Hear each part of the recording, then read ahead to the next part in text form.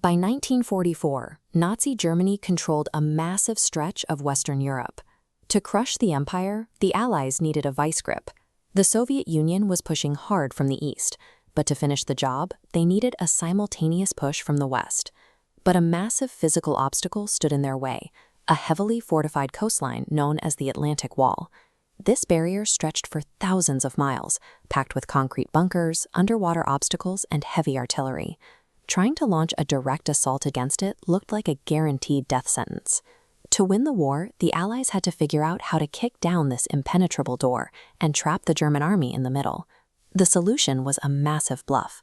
The Allies would attack the coast, but they needed to trick Adolf Hitler into looking the wrong way. They spent months building an elaborate deception called Operation Fortitude. The goal was to convince German intelligence that the main invasion force would land at Calais, the narrowest point of the English Channel.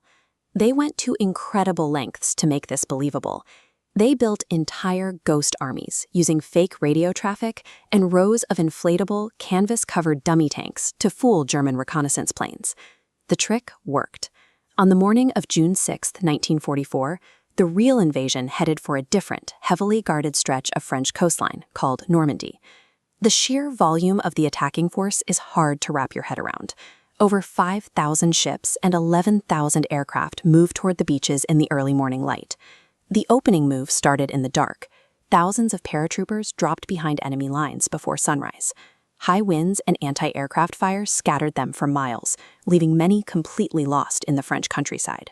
It took months of meticulous planning and an entire imaginary army just to get the actual invasion force safely to the starting line. As the sun rose, first waves hit 5 landing zones: Utah, Omaha, Gold, Juneau, and Sword. At Utah, Gold, Juneau, and Sword, troops pushed inland with manageable losses. But at Omaha, everything broke down. The naval guns had missed the key German defenses. Rough waters swamped the landing craft before they reached the shore.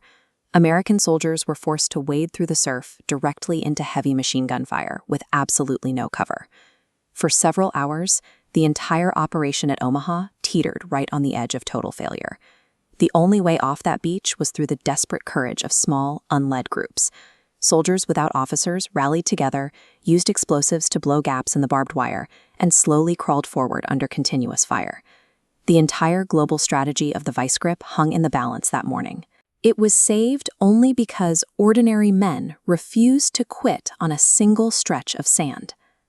By nightfall, despite the immense chaos, roughly 156,000 Allied troops had successfully secured a foothold in France.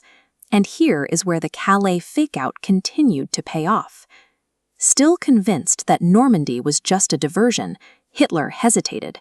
He delayed sending his reserve tank divisions for crucial hours, giving the Allies time to dig in. Moving inland was brutally difficult. Over the next few weeks, the Allies had to fight their way through dense, compartmentalized fields and thick hedges in the Normandy countryside, where progress was measured in yards. Zooming back out to the map of Europe, the strategic result is clear. The western jaw of the vice was finally locked into place. Germany was caught in a catastrophic two-front war they could not sustain, with nowhere left to retreat. Getting to this tipping point required an immense human cost.